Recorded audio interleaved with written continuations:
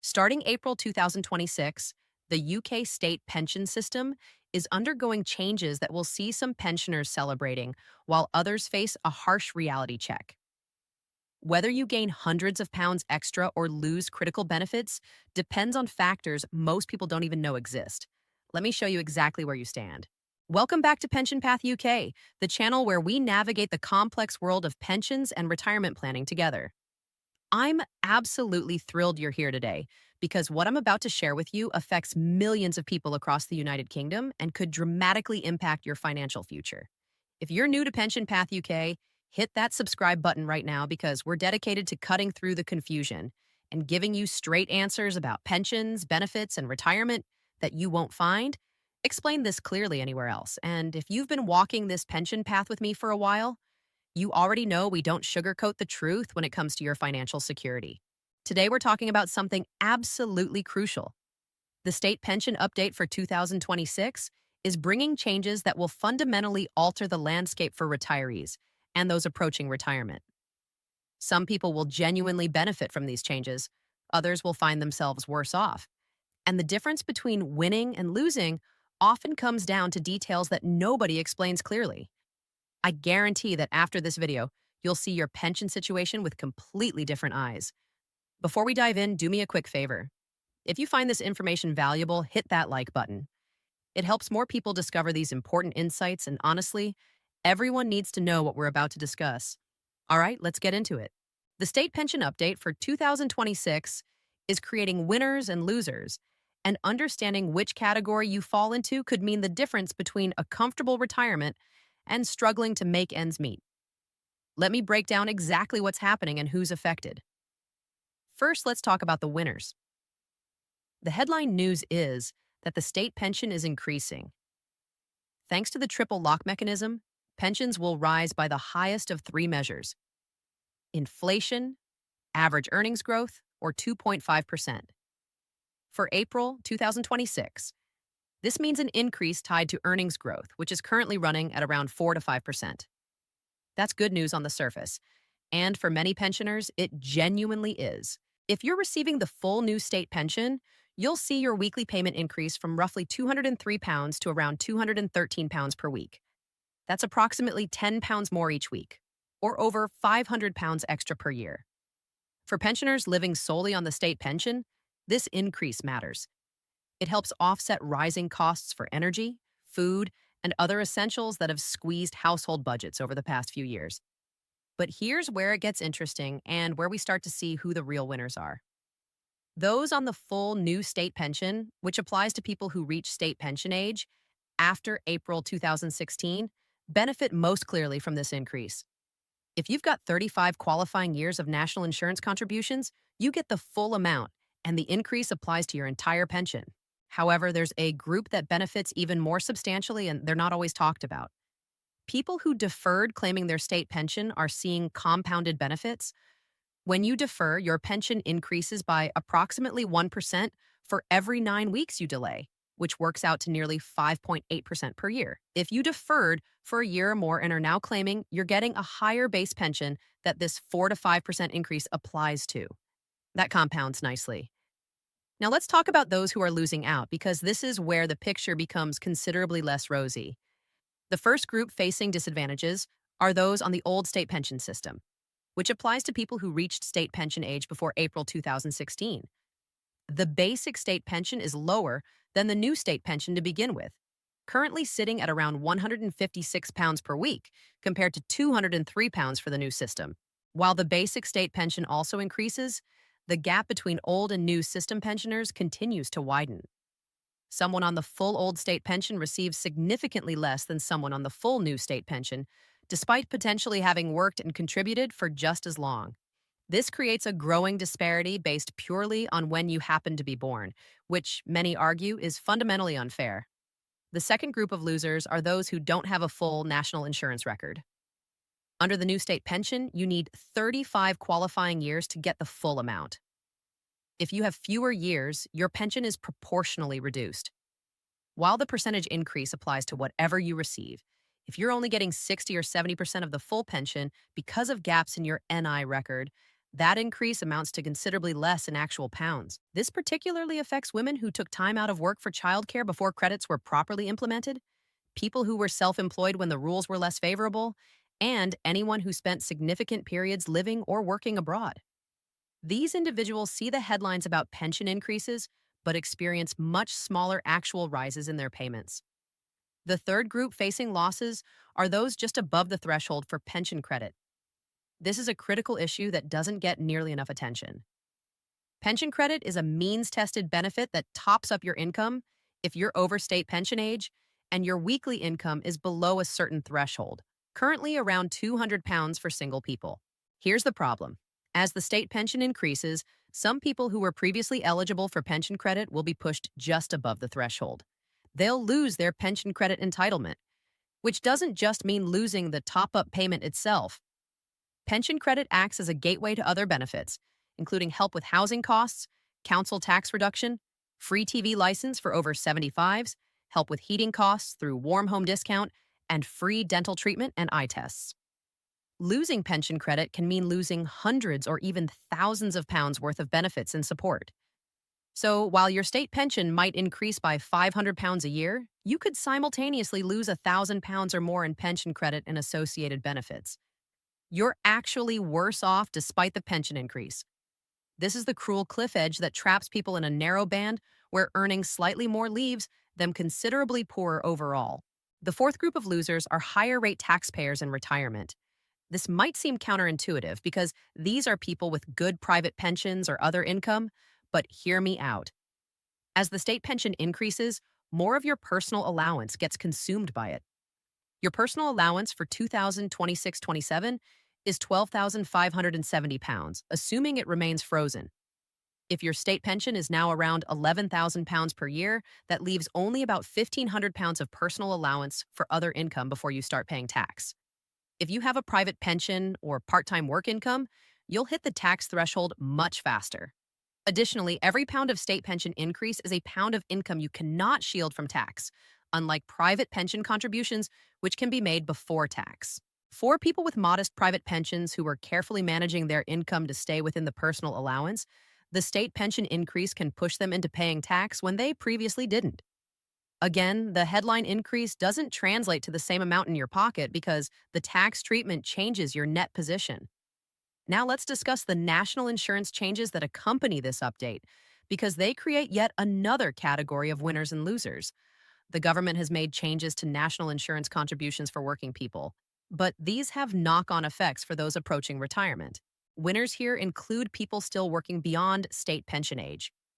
You don't pay national insurance once you've reached state pension age, so if you continue working, your take-home pay is higher than it would be for a younger person earning the same amount. With wages rising and the state pension also rising, working pensioners can find themselves in a relatively advantageous position, at least in terms of income. Losers include younger workers who are effectively paying more into a system that may not provide the same benefits when they retire. There's growing recognition that the state pension as currently structured is unsustainable in the long term. Demographic changes mean fewer workers supporting more retirees. The triple lock, while politically popular, is expensive and may not survive in its current form for another 20 or 30 years. Young people today are paying national insurance at higher effective rates when you consider student loan repayments and frozen tax thresholds. Yet there's genuine uncertainty about what the state pension landscape will look like when they reach retirement age. They're losers not in 2026 specifically, but in the broader intergenerational equity picture. Another group worth mentioning are those affected by changes to the state pension age itself. While 2026 doesn't bring a state pension age increase, the trajectory is clear. The state pension age is scheduled to rise to 68, and there's talk of linking it to life expectancy, which could see it rise further and faster than currently planned. People born in the 1970s and 80s face the prospect of working well into their late 60s before accessing their state pension. Meanwhile, they watch today's pensioners, who retired at 60 or 65, benefit from the triple lock increases. The sense of inequity, of paying in more and waiting longer for less certain benefits, creates understandable frustration. Let's talk about an often overlooked aspect: the taxation of the state pension itself. Many people don't realize that the state pension is taxable income. It's not taxed at source, you don't see tax deducted from it, but it counts toward your total taxable income. As the state pension rises, this becomes increasingly significant. Winners in this scenario are those whose only income is the state pension, and it remains below the personal allowance threshold. They receive the full increase tax-free. Losers are those with multiple income sources where the state pension increase pushes their total income into higher tax brackets or uses up personal allowance that could have sheltered other income. There's also the issue of council tax. In England, council tax support for pensioners varies by local authority, but many schemes are means tested.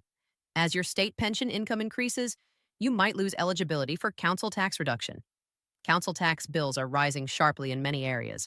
So, losing a 50% reduction could cost you £1,000 or more annually, easily wiping out the benefit of the state pension increase.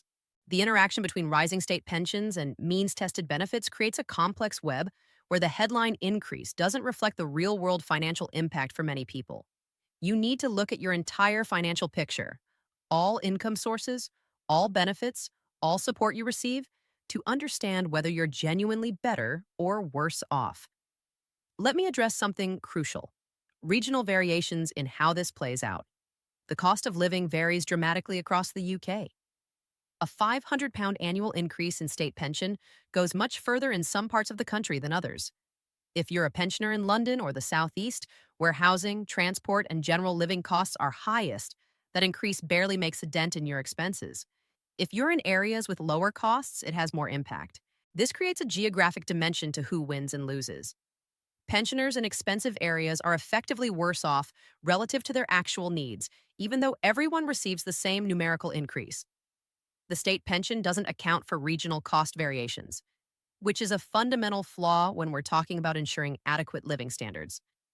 Now, what can you actually do with this information? If you're approaching state pension age, first check your national insurance record. You can do this online through the Government Gateway. Look for gaps in your contributions. You might be able to make voluntary contributions to fill gaps and increase your state pension entitlement. This can be one of the best investments you ever make. Each qualifying year you add can increase your state pension by hundreds of pounds annually for the rest of your life. If you're missing a few years and can afford to buy them back through voluntary contributions, the return on that investment is often better than any other pension contribution you could make. But there are time limits for filling gaps, so don't delay. Second, if you're close to the pension credit threshold, model out your entire benefit situation carefully. Use online calculators to see how a state pension increase affects your overall position. You might discover that deferring your state pension for a year or two actually leaves you better off overall because you maintain pension credit eligibility for longer. Alternatively, if you have a private pension you haven't accessed yet, consider the timing carefully. Taking too much too soon could push you above benefit thresholds unnecessarily. Strategic withdrawal planning becomes crucial when you're in these marginal positions.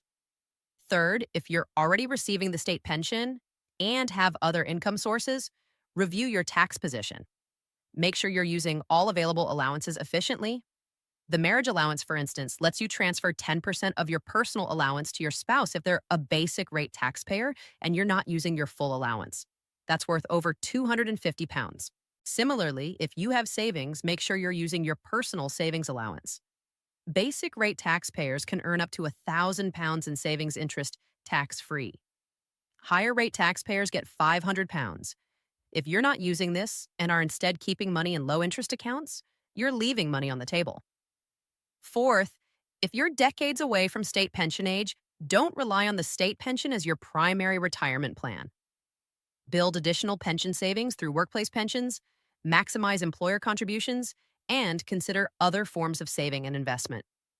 The state pension should be viewed as a foundation, not the entire structure of your retirement income. The political reality is that the state pension system will continue to evolve. The triple lock may not survive in its current form. The state pension age will likely rise. The generosity of the system relative to working age incomes may decline. Planning on the basis that what exists today will exist in 30 years is risky. Let me be clear about something. This isn't about creating panic or despair. The UK state pension, despite its flaws, remains one of the core pillars of retirement income for millions of people. The 2026 increase is real money that will help many pensioners. But understanding the nuances of who truly benefits and who faces challenges is essential for proper planning. It's also worth acknowledging the political dimension. The state pension and how it's uprated is a massive political issue. Pensioners vote in high numbers, and politicians know it. The triple lock has survived multiple governments precisely because no party wants to be seen as hurting pensioners. But this political protection creates intergenerational tensions and fiscal challenges that will eventually need addressing. The winners and losers framework isn't just about 2026. It's about understanding the structural features of the system that create advantaged and disadvantaged positions, and then positioning yourself as favorably as possible within those structures. Knowledge truly is power when it comes to navigating the pension system. So there you have it, the complete picture of who gains and who loses from the state pension update in 2026. Some pensioners will see genuine improvements in their financial position, while others will find that headline increases don't translate to real-world benefits once you account for lost means-tested support, tax implications, and the overall cost of living. I want you to take action after watching this video. Check your national insurance record today. Calculate your projected state pension. Model out how increases affect your overall benefit position. If you're close to retirement, speak to a financial advisor about the timing of claims and withdrawals. If you're younger, make sure you're building additional pension savings because the state pension alone won't be enough. Please share this video with people you know who might be affected, your parents, grandparents, friends, colleagues. This information is too important to keep to yourself. The more people who understand what's really happening, the better we can all navigate these changes. If you found this video helpful, smash that like button. It really does help the YouTube algorithm show this important information to more people. And if you haven't already subscribed, do it now. We'll continue tracking pension developments and keeping you informed about all the important changes. Write in the comments how these changes affect you. Are you already receiving the state pension? Are you approaching retirement? Or are you planning decades ahead? I read every comment and learn so much from your experiences and perspectives. I've linked a video above in the card that perfectly complements this topic. It's about building private pension savings to supplement the state pension. Make sure you watch it because, as we've seen today, the state pension alone often isn't enough to maintain your standard of living. Thank you so much for watching until the end. Thank you for being part of this community. Thank you for taking the time to care about your financial future. It matters, and you matter. I'll see you in the next video, where we'll dive even deeper into financial topics that affect your life. Until then, stay informed, stay prepared, and don't let changes catch you off guard when you could have seen them coming. Take care, and I'll see you soon.